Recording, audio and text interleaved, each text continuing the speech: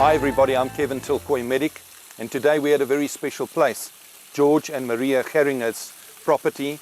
They have a couple of koi ponds which we will showcase. But George, thank you so very much for the opportunity. Thank you, Kevin, and welcome to my little koi paradise. It is certainly a paradise. George, we want to talk today and showcase how do you on-grow koi fish from torsai nisai and then get up to almost a meter. But before we go there, take us through how it started. Kevin, it was actually funny. I always enjoyed the thought of having koi fish and having to look at them, and actually the beauty of actually seeing the koi swim, and it always appealed to me. But as a novice, obviously you're very new to the hobby, and me and my wife went to the local pet shop and we bought I think it was 30 small little fish which we put in our little water feature, and we were very excited to actually see the koi swim in there. There was no filtration, there was nothing that you would call to actually that would let you believe that you are now going to treat the water as a living thing. For us, the only living thing were the fish that were swimming in the dam. And as the water grew older and we saw the fish struggling, we decided that we need to clean the pond. So we cleaned the pond and put the fish back, and suddenly the fish was struggling. And we lost a few fish, and I told my wife that evening, we need to understand a bit more about this hobby, because there's a lot more involved than just buying fish and throwing it in a dam. And strangely enough, I think it was at the time that the Gauteng Koi show was on, and we visited. I know that year it was raining particularly hard. I think on the Saturday it was drenched. So me and my wife went to the Gauteng Koi show, and when we got there and we looked over the first pond, we couldn't believe the size of the fish that were actually swimming in that pond. It was like being like a little kid being in a chocolate factory for the first time. I told my wife, it's ridiculous, you cannot have fish this size. And we were actually spending the day there in that rain, standing next to those vats, and I told my wife, next year we will be here. And that's when we started building and planning these ponds that you see today. We actually bought one or two little fish at the show, but that was purely just to actually support the hobby, but because we didn't know anything yet. But I think through the year and through the support of the people in the industry, we got to know a lot about what's needed to actually keep koi. We actually got to know what is needed to grow koi. And we dabbled in our first purchases from Japan as well.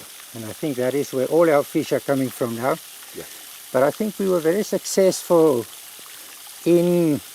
on a very steep learning curve that first year. In fact, the very next year, our goshiki that we bought from a local dealer actually won the baby grand champion. We also got the prize as the best first entrant at the koi show. Can I also say, if I can interject, that there were a few judges that looked at your goshiki and said that is the best goshiki they have ever seen. Yes, we were just very lucky. I think when you talk about buying fish, and you talk about, you can never really, there's a few things that you have to look at in order to look at the quality and look at the future value of the fish, but you can never anticipate a fish would be that good. And I think the very next year, the following year at the Nationals, that same fish won the best non-go Sankey, as also the mature grand champion. Also various other fish that we've entered in the show actually did very well for us, and I think by that stage I think we were fully inducted into the hobby. I think we've met a lot of people, and we came to understand what it actually takes to grow fish to attain a certain size. And for us, for me and Maria, that I think that is the nice thing about the hobby, where you don't need to buy very expensive fish to actually get to the level where you can enter shows and actually be proud of the fish. And we've now, for several years now, we have taken fish and we've grown them from 20 centimeters to over 90 centimeters in a couple of years. Wow. And we'll show you that some of the fish here, I think the one is the shagoi, which we bought at 25 centimeters. Currently she's at 95 centimeters, still growing. And one of our kohaku that we imported from Japan is now also over 90 centimeters. And we have also recently sold 2 fish that we've grew from about 30 centimeters to over 90 centimeters. And for us, that is it is our passion. It is our passion to actually keep the koi, but it's our passion to actually grow the koi, see them grow, see them flourish, and then share that with other people, and perhaps other people can share in that joy. Absolutely. I think the important thing here is also just to understand bloodline is important, but you know, at 25 centimeters and growing a fish to over 90 centimeters, you must be doing something right with the water. So the water quality is extremely important. Of course, feeding is another very important thing, but I see throughout all your ponds a serious amount of oxygen, and the oxygenation also keeping the water live, as we've always spoken about. But yes. I've heard many koi expert that have said the exciting thing for them is not just purchasing a big fish. Yes, it's nice to have that, but the true art behind it is what you're doing. From 25 centimeters, even I mean the fish that we're showcasing in the bowl at the moment is they're about 25 centimeters now, and yes. But you brought them in from Japan at what 15 centimeters. Yes. So the true art of that is when you from 15 centimeters bring a fish into 90 plus centimeters. I mean, that's the true joy of this hobby.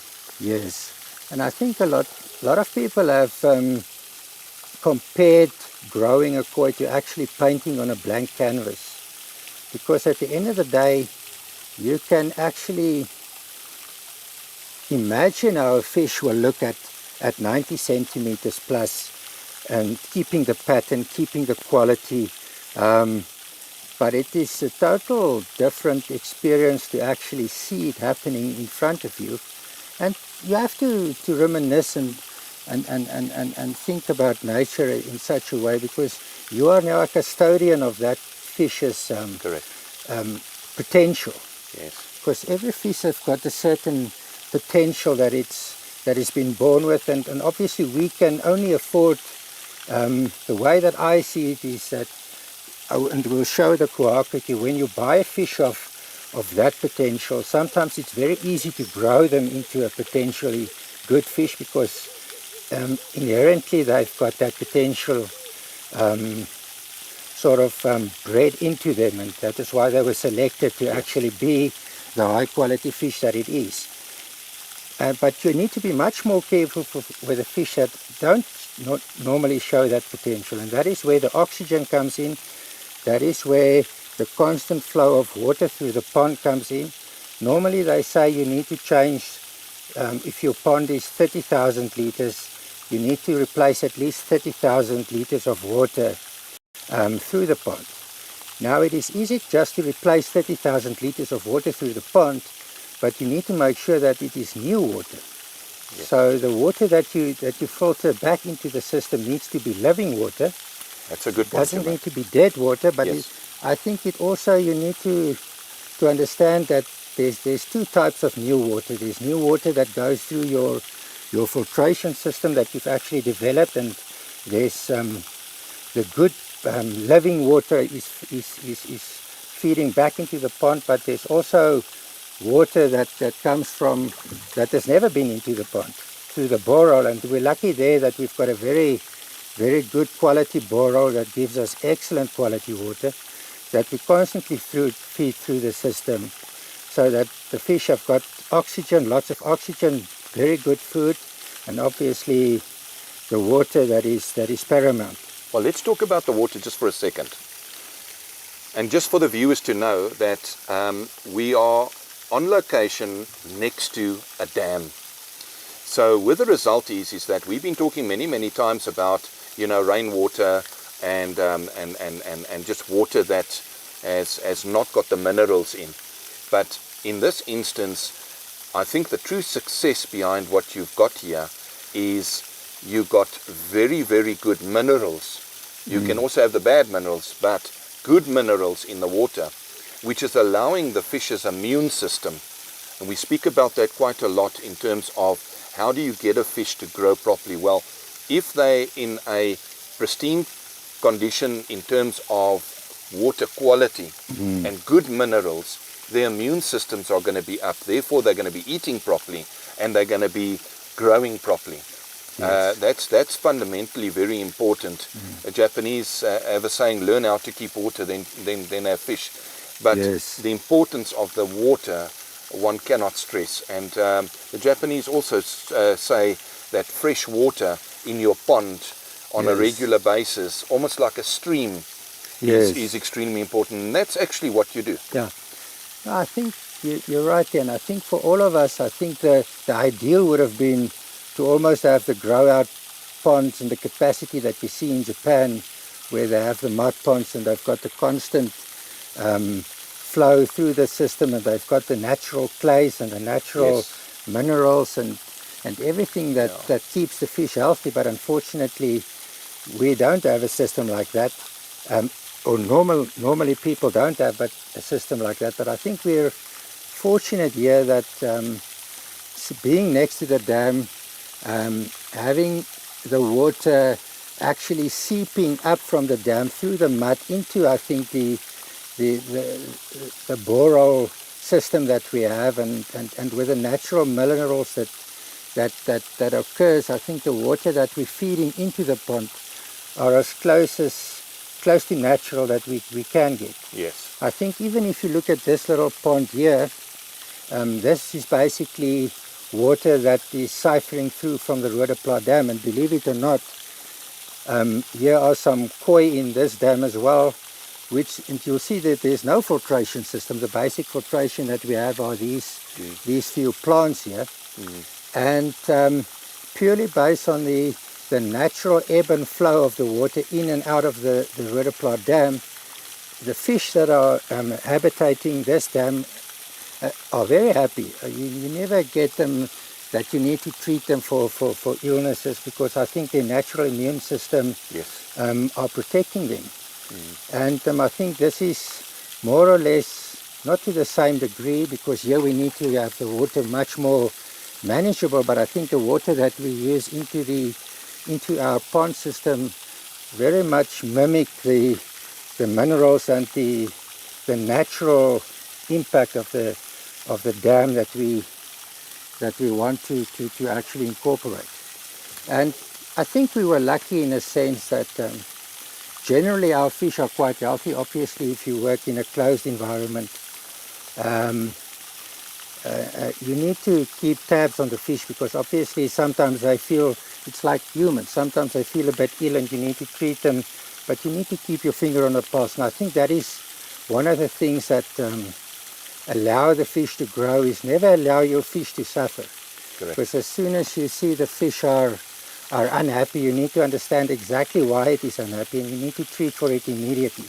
I think in that point, I just want to bring in as well, is that you definitely take a proactive role when, when something isn't right. You watch the fish very carefully, and you can pick up very quickly that something is not right. Then we go and do a water analysis, we do a microscope assessment, and we see what is the root of the problem. Yeah, and the fish will immediately tell you how they feel. Sure. And I think one of the things that you will see once we get the big fish out, and even when you look at our growth pond, is you will look at the skin quality of the fish that we will present to you, is that the skin quality of the fish are excellent. And normally the skin quality and the way the fish behaves will tell you if there's something amiss. And I think over and above the water, over and above the food that you give them, I think you just need to treat your koi as you would any of your children. If they're ill, they will tell you immediately, and you need to sort it out immediately. Yeah. Well, George, thanks for that overview.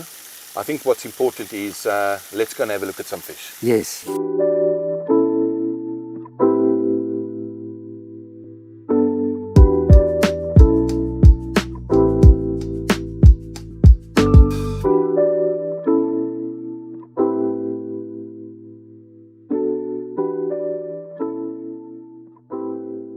George, okay, so now to showcase from what, 25 centimeters Yes. to over 90 centimeters. Yes.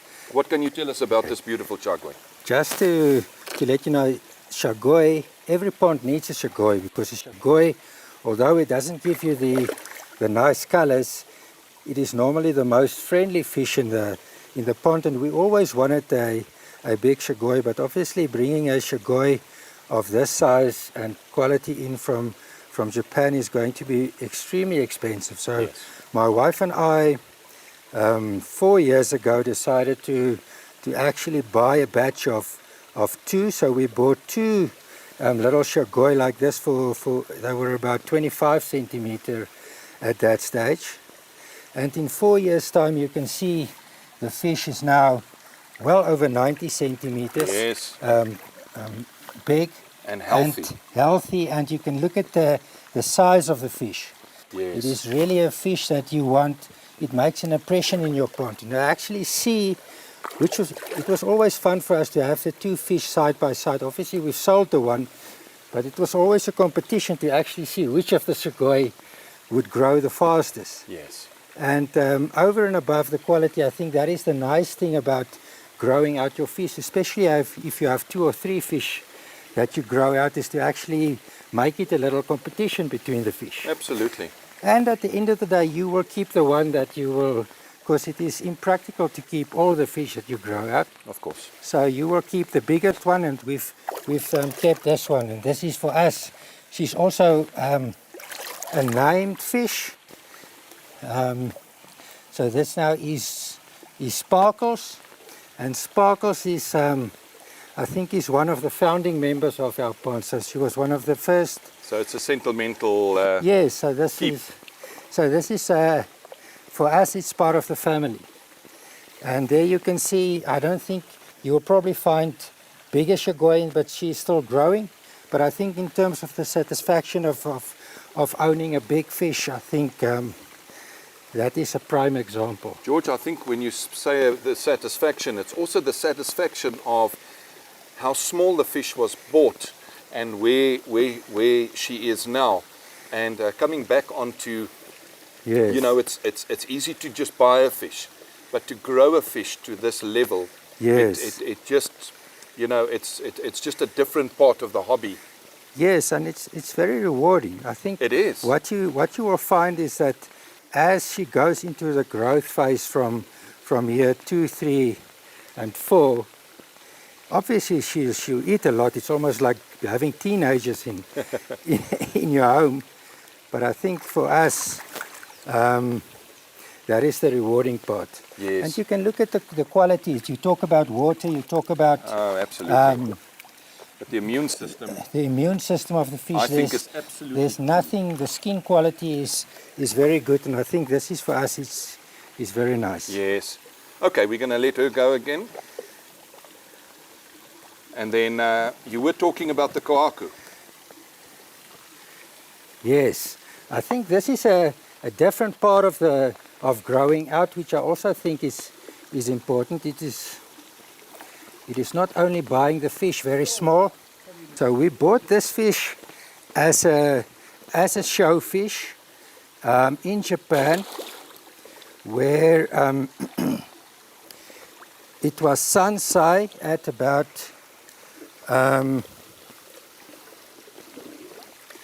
at that stage I think it was 60 centimeters, and there was always the possibility, and you talk about jumbo koi is normally over 85 centimeters, and I think for any ghost sankey to grow above 90 centimeters take special care and attention. And if you look at this kohaku, for us to actually start with it at Sansai and bringing her from Japan and actually see her flourish in our conditions and in our pond to about 91 centimeter at the moment, and still keeping the quality. If you look at the Very good. the Benny, and you look at the white, it is very nice. I think you can see that the fish is happy here.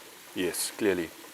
And for us, that is the two parts of the hobby, where you can actually buy them very small and grow them to a big size, or you can decide to buy them a bit bigger, but you still need the same attention and care to get them to their full potential. Yeah, absolutely.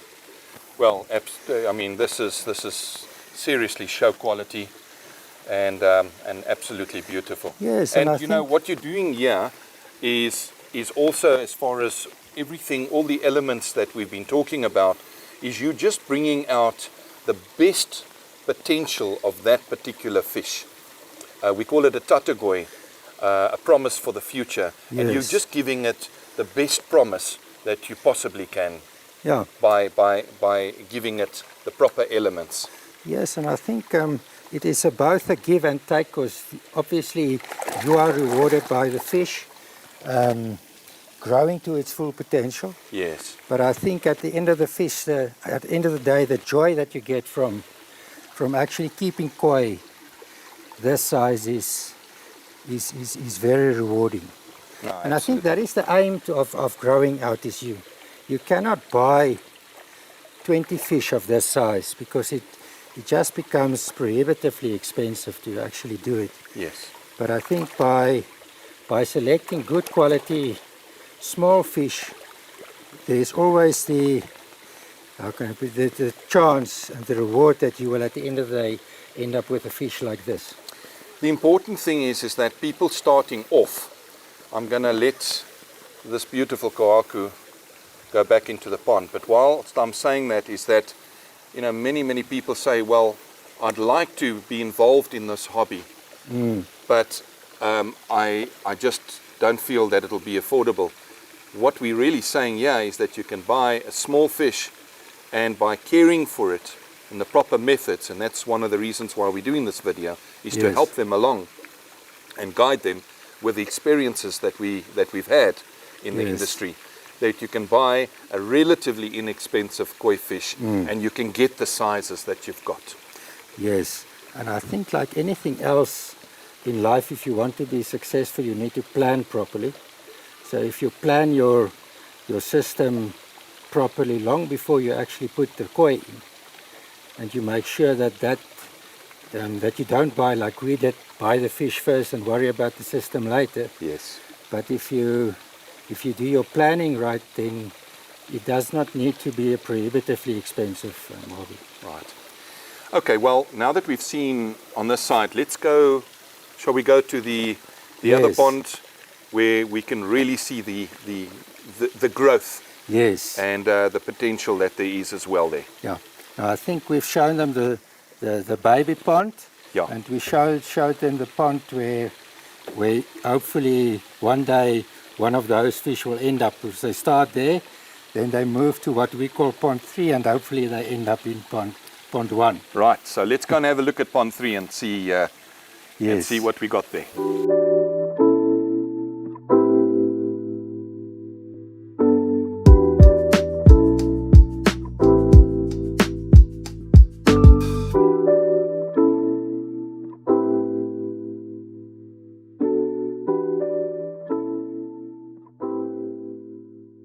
Right, okay, as we said, we've just gone now to pond 3. So, George, am I right now? We've had a look at the 15 centimeters to 25 centimeters that is on ground, and then of course your big pond. But this, of course, tell us a little bit more about this pond being pond 3. Yes, I think, Kevin, this pond was sort of necessitated by Maria and I's sort of love for the fish and actually growing out the fish and actually growing with the fish.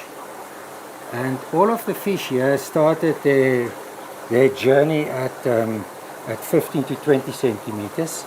There's about 40 odd fish, mostly Gosanki, in this pond, and the average size of the fish in this pond varies between 50 centimeters and 70 centimeters. Now if you take for instance that this pond is now been in existence for 2.5 years, and most of the fish that were put in this pond were actually probably, I think the biggest fish was about 30 centimeters. So it shows that we've managed in 2.5 years to grow the fish from that 25 centimeters to, I think on average here, let's say it's 60 centimeters. Some are bigger and some are smaller. For us, the amazing thing about this pond is obviously seeing the fish grow, but it is enjoying the quality growth and the quality of the fish. It's almost like that blank canvas that you talk about. So here you can really see the fish developing, and you spend a lot of time here actually getting to know the fish and growing with them. This is also the pond, because it is impractical for us to actually keep all the fish that we grow. This is also the pond that would, at the end of the day, find its way into the market, and obviously to fellow hobbyists that can actually enjoy the fish as much as we do. So for us, I think in terms of going to pond 1, there's probably about 10 fish that we've identified of the 40 fish that would end up in pond 1. The rest, probably about 40 of them would find other homes. But for us, the nice thing about it is we sell the fish if someone approaches us and actually tell us that they want the fish.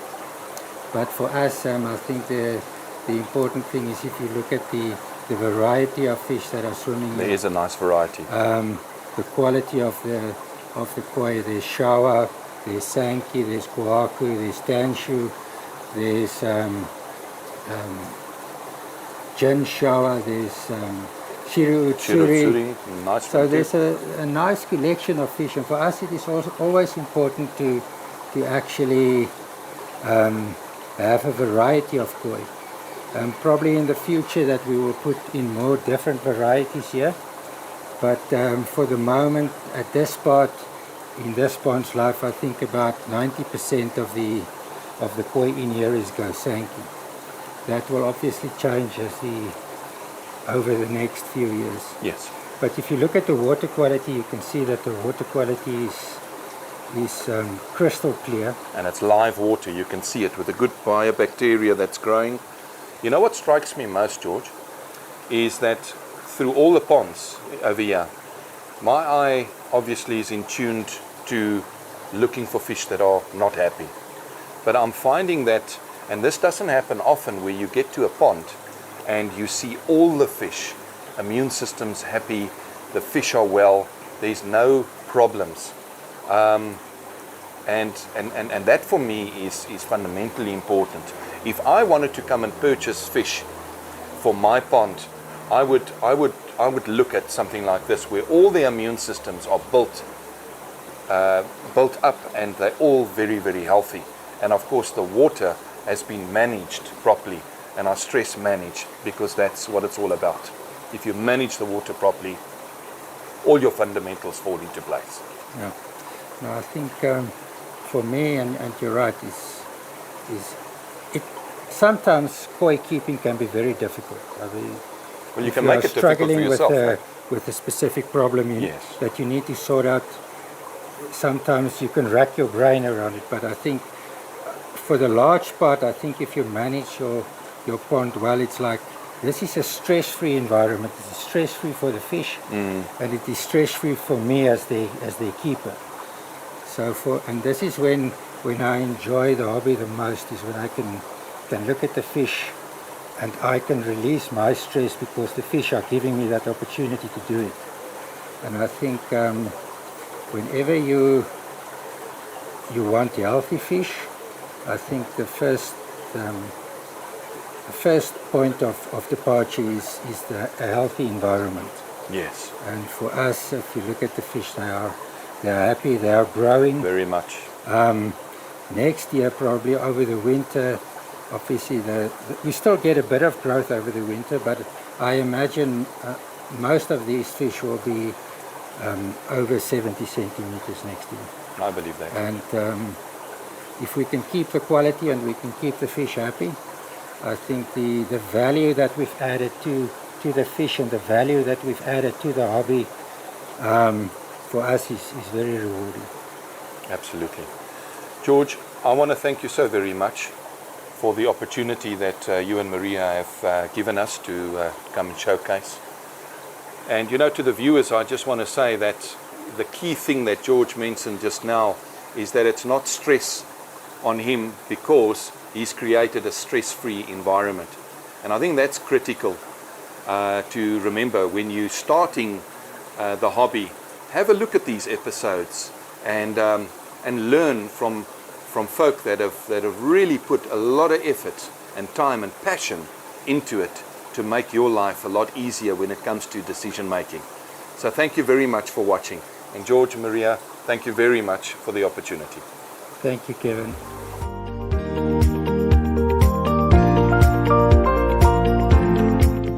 Please push the notification button and to subscribe as well.